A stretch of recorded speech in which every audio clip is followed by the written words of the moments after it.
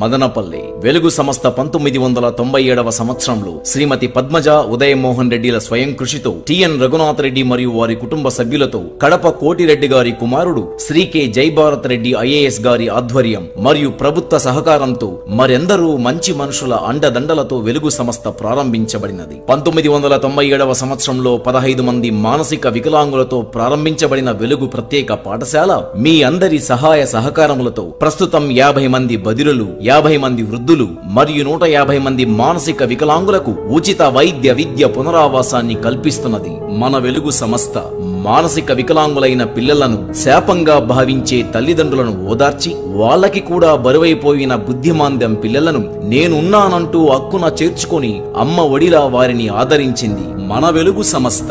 శాపమో పాపమో శబ్దానికి దూరమై వినికిడి శక్తిని కోల్పోయి మాట్లాడడం కూడా రాని డెఫ్ అండ్ డమ్ పిల్లల కోసం ఆత్మీయత అనురాగాలని ఆ ఆలుగా మార్చి వారికి కొత్త ప్రపంచాన్ని, జీవితం మీద కొత్త నమ్మకాన్ని ఇచ్చింది మన వెలుగు సంస్థ. తమ కుటుంబం కోసం, తమ పిల్లల కోసం జీవితాన్నంతా కొవ్వొత్తిలా కరిగించి వయసుడిన ముసిలితనం మీద పడ్డాక తన బిడ్డలకే తాను బరువైనానని, ఆదరణ ఆప్యాయతలు కరువైనాయని కన్నీళ్లు పెట్టుకుంటున్న వృద్ధ మహిళలను ఆత్మీయంగా గుండెలకు హత్తుకొని ఆశ్రయమిస్తుంది మన వెలుగు సంస్థ.